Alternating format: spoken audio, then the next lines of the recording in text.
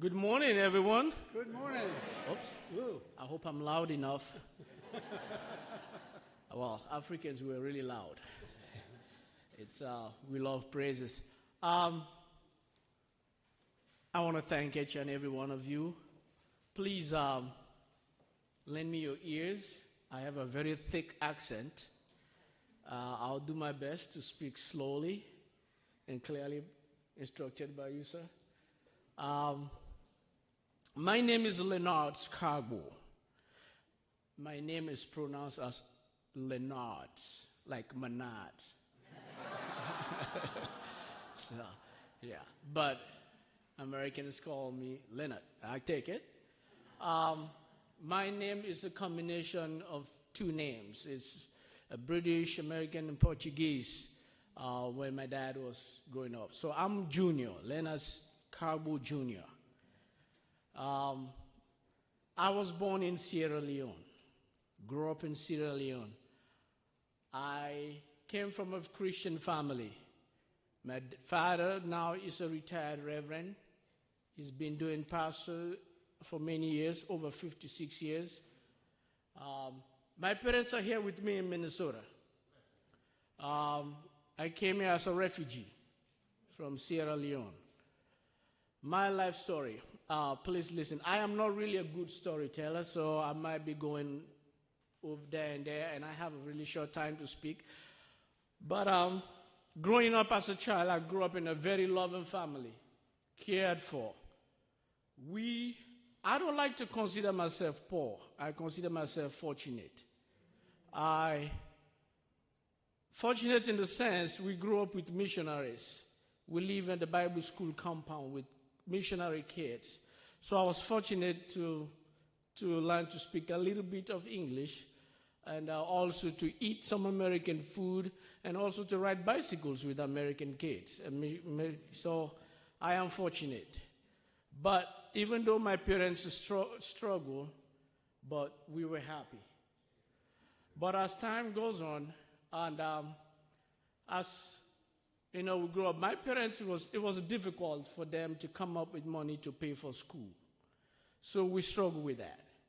So one thing I brought here today is ginger, right at the front of the desk.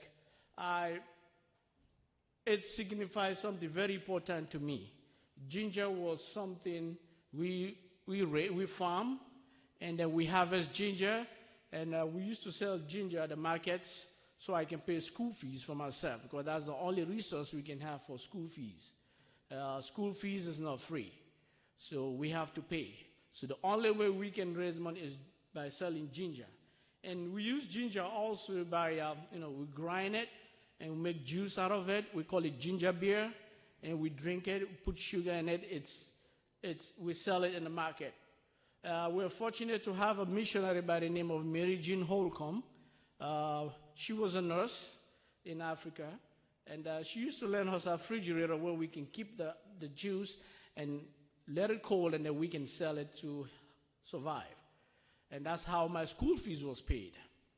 But as we grew up, we had a civil war in Sierra Leone. My dad was a preacher. He was preaching against the atrocities of the rebels. He was preaching against the ungodly things that are happening to people. So because of that, my dad was wanted. My dad was wanted to be killed. His name was on the list. So, and during the war, I'm going to cut my story short. During the war, my dad was able to save 7 Americans and 2 priests, I think, from Italy. So we harbored them at the house. So we keep them because they were looking for, they call it white people. And being that my dad was preaching against them, so he was wanted. So he must know about the rebel crisis. He must be able to talk to the white people so the white people can give them weapons to the rebels. And the rebels are just young kids, ages from 8, 9, and they were given drugs and weapons. So killing, it's like a video game to them. So during that time, somebody came and told us, it was the middle of the night, that after the war started from the south, come all the way. We lived in McKinney, in the northern province of Sierra Leone. I am a Timni by tribe. But during that time, so the rebels were coming, and that's when somebody came and said, Reverend Kargbo, you are wanted, and there are people looking for you. And you are hiding, you're trying to save these white people, and you're going to be killed. So the best way you can do, my dad trying to save them. So being living in the northern province, we are close to a neighboring country called Guinea. So my dad has to pay some young boys and then help to save this. Where we said, I will stay. This is my country, and you guys can leave. So they were able to escape, go to the Guinean embassy, and have their own process just to go. And then, unfortunately, they came in the middle of the night, around 2 a.m. And there were a lot of shooting, and the rebels took over the whole city. They came in, they break the door. They said, we are looking for you. They're using bad languages. They said, we wanted you. Or since you're the smart man, we're going to tell you, we're going to show you what we can do. And some of these boys that came, I knew them. I grew up with them. But they were so much in drugs and alcohol, and there's no fear in them. In fact, if you know them, when you know a rebel, you have the chances to be killed easily because they said you were a snitch. They said you're going to tell. So you wanted. So you either be killed or used during the war. So when they came in, they break the door.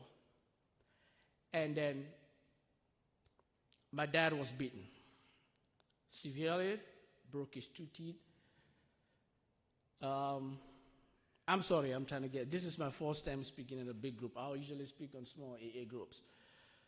And then they dragged my mom with my 2 sisters, and my uncle trying to save my dad, so he was shot right there and killed. So he was laying down cold-blooded. We young, we standing there frightened. And then one of them said, okay, you are Reverend, we're going to show you what we can do to your wife and your kids. And during that time, my mom was raped. We were forced to look. I was even asked that I should go next. And because I refused, I was beaten. Maybe because I was young, so I was strong enough. And during that time, all we can do was crying. And during the process, my sisters were also raped. So me and my younger brother were standing there, and our little sister don't know what to do. But I remember my younger sister said, God save us. And then within a matter of maybe a minute or 2, there was a heavy explosion. That was when the African peacekeeping force, the ECOWAS, attacked when they knew the rebels in the city. So this was how they let us go. They let my parents go. And my dad was bleeding also. My uncle's dead. My sister was bleeding from the rape. The only thing they do, they said, well, we want you. Since you're the strongest one, you want to act like you're smart and brave, you come with us. So I was captured. We went to the jungle, forests. We sleep in trees. We eat bugs. As one time, I even have to drink my own urine to sustain me because I need salt.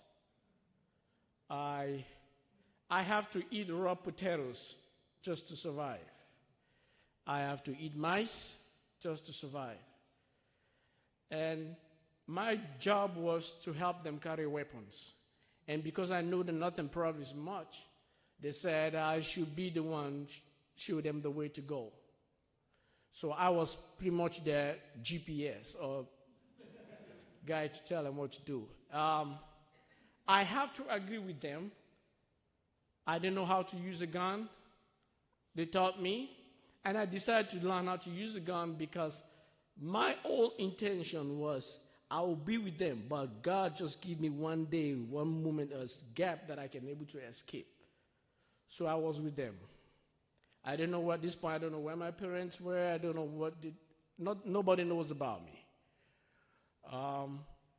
We go from towns, the looting, they were killing. All my job was just to carry heavy weapons. Until one day we went to a city close to Freetown.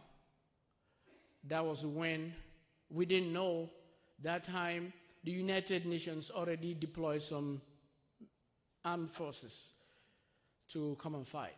So at the middle of the night, because during nighttime is the safest time to move around during the war, because you can see the bullets and you can know where the firing is going through. So during the day, it's hard to find to know. So when we went and camped a town close to Freetown, and that's when we started having these heavy explosions. And then one of the guys who was using the satellite radio said, "Americans are here, Americans are here."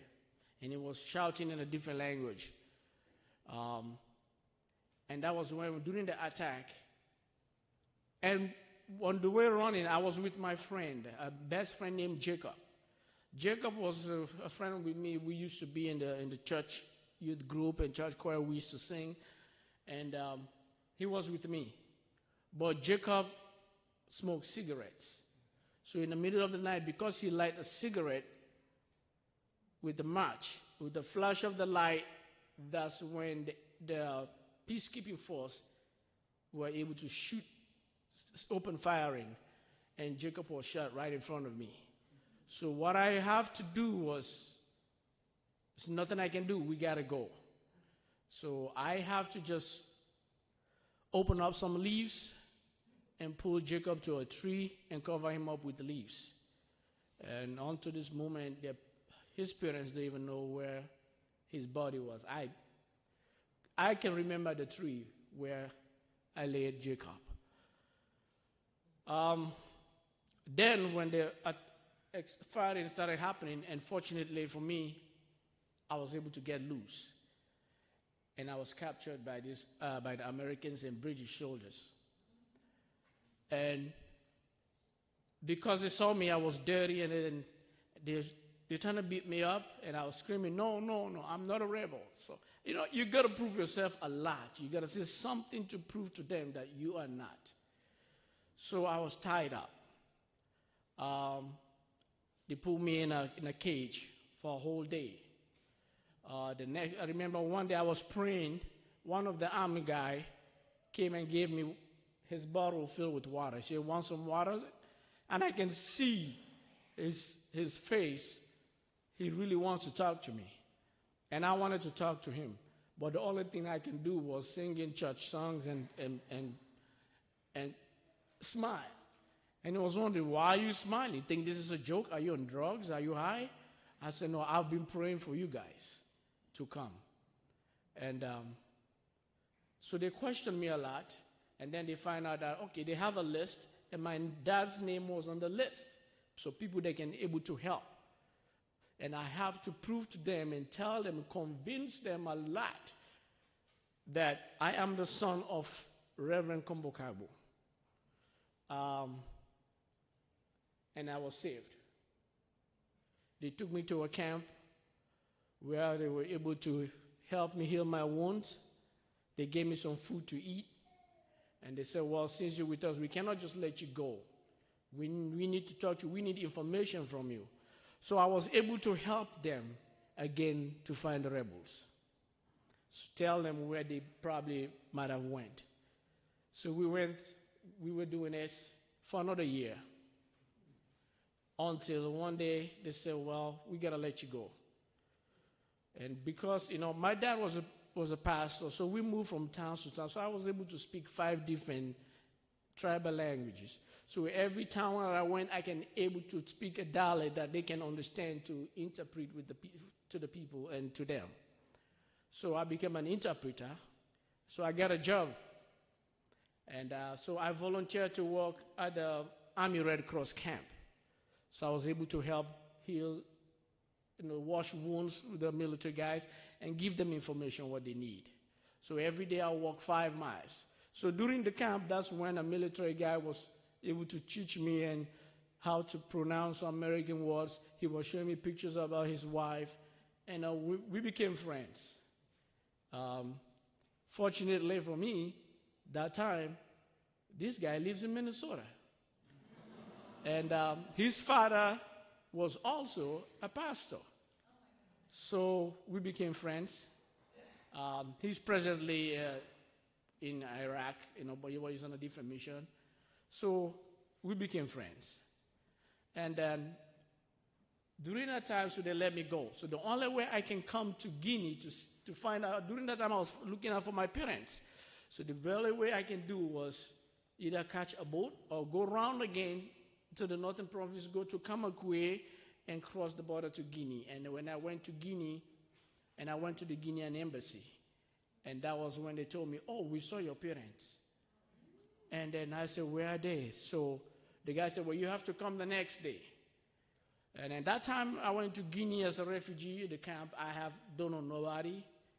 And the only way I can survive is stand on the street of Guinea. I don't speak French.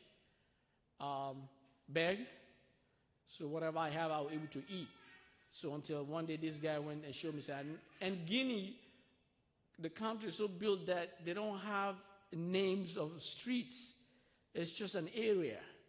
So for me to find my parents, we have to walk around the area. It takes about 2 days. Until one day somebody said, hey, Reverend Kargbo, we saw your son at the Guinea embassy.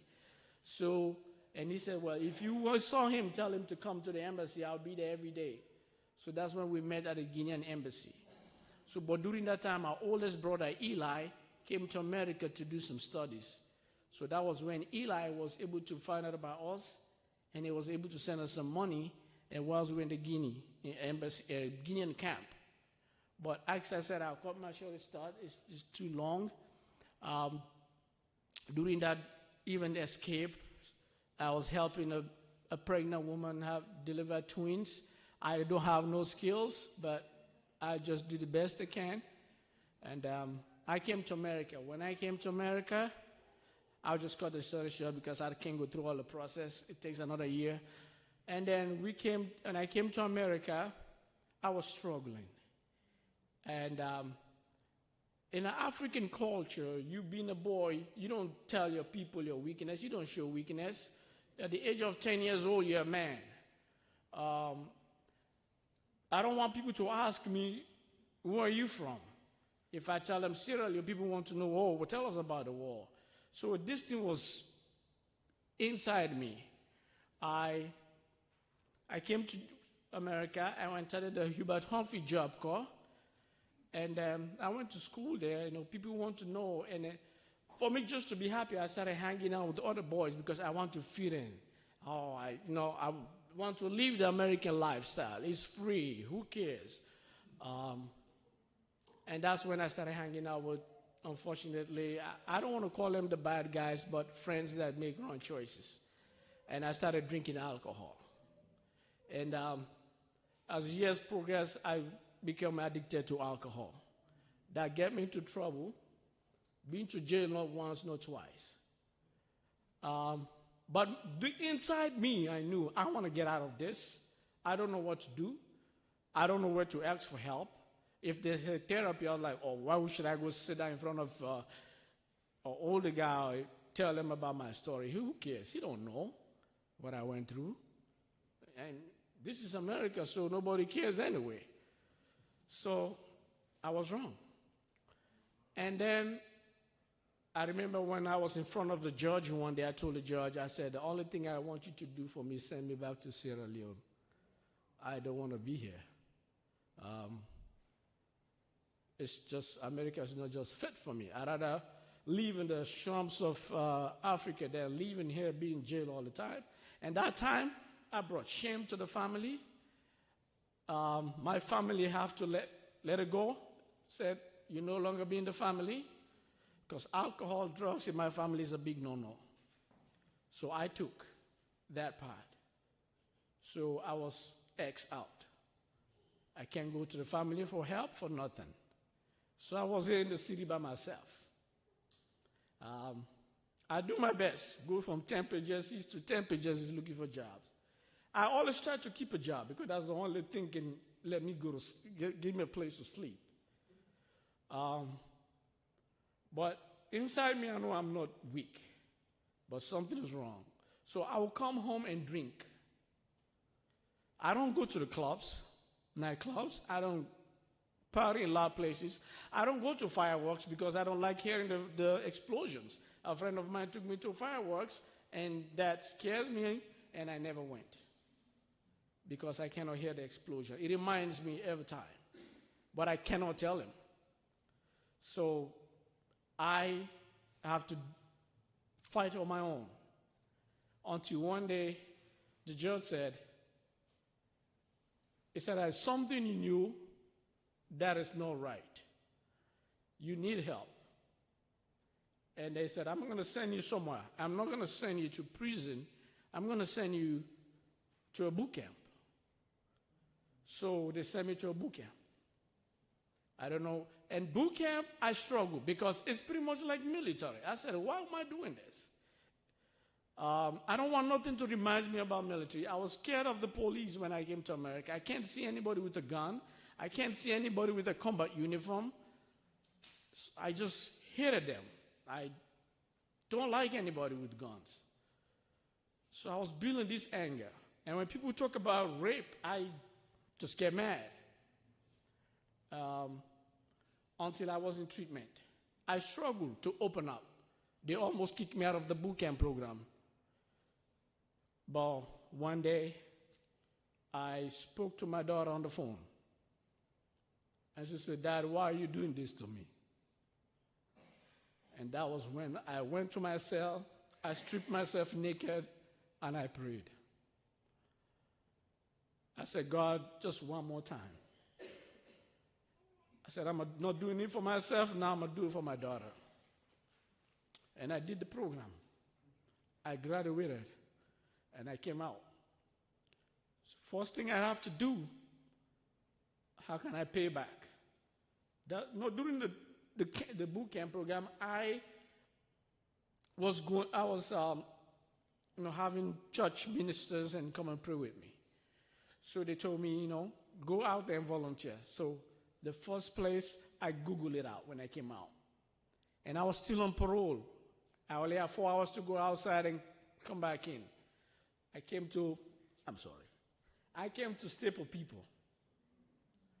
When I came to Staple People, that's when I met Ann Carlson. I said, ma'am, I'm looking for a place to volunteer, not for work, not for money. I just want to help. So she came to call me the next day and said, well, come.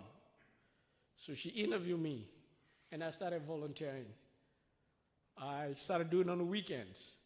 The more I do better on my program, the more days or hours they give me to be outside in the community. And then I was able, during that time, get a job where I work right now. I work for the EDCO. It's a company that we manufacture roofing panels and window panels and gutters. And now I'm a machine operator and assistant supervisor. So at Stable People, I was there to able to get myself some clothes.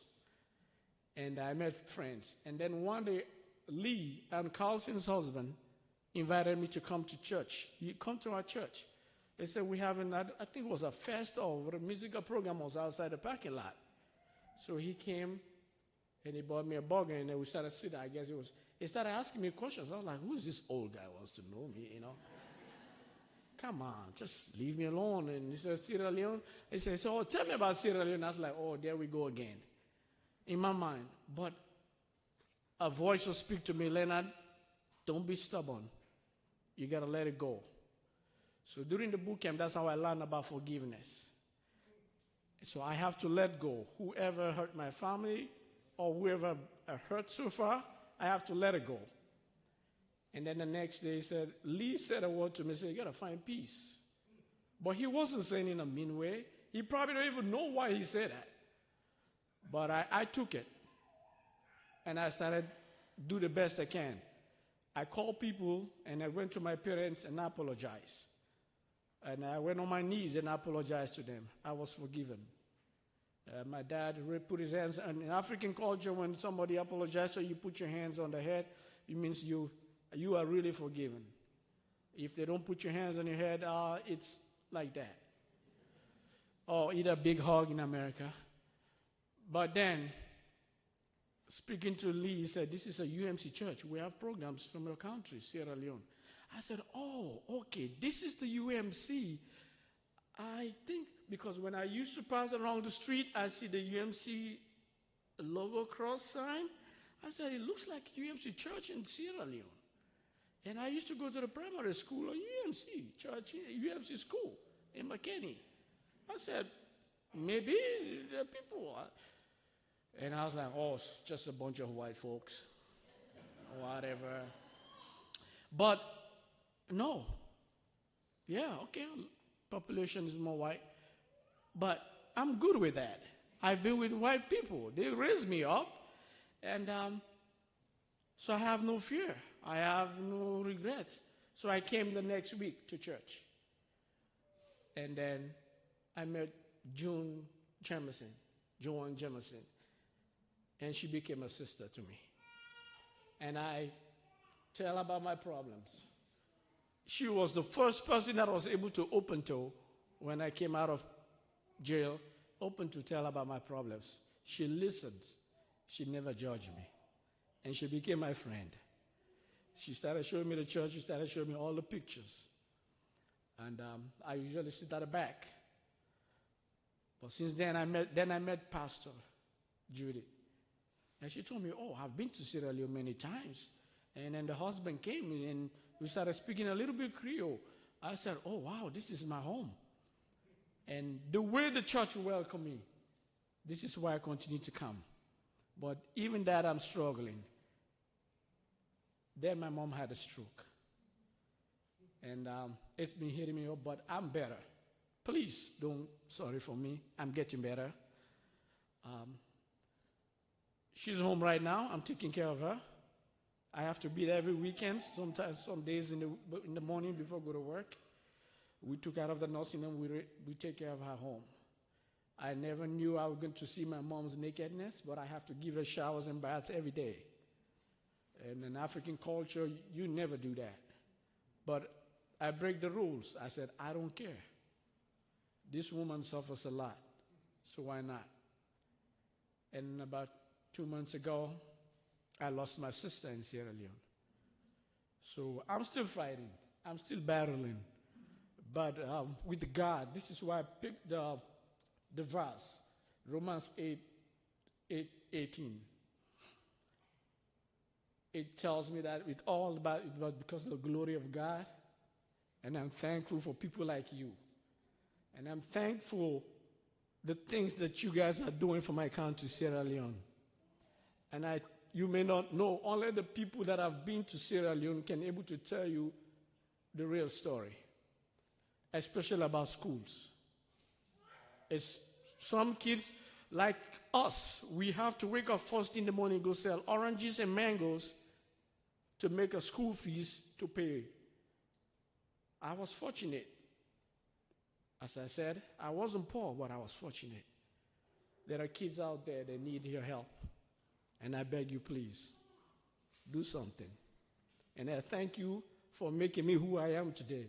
It's because of you, Americans, I always have a second chance. It's because of you, Americans, my family is here. It's because of you, Americans. I consider myself American, but I want to say you, Americans, because the you right there, it symbolizes you. You, the white man. You, the African American. You, the Asian American. You call yourself American. I want you guys to know someone is praying for you. And Africa is praying for you. Thank you.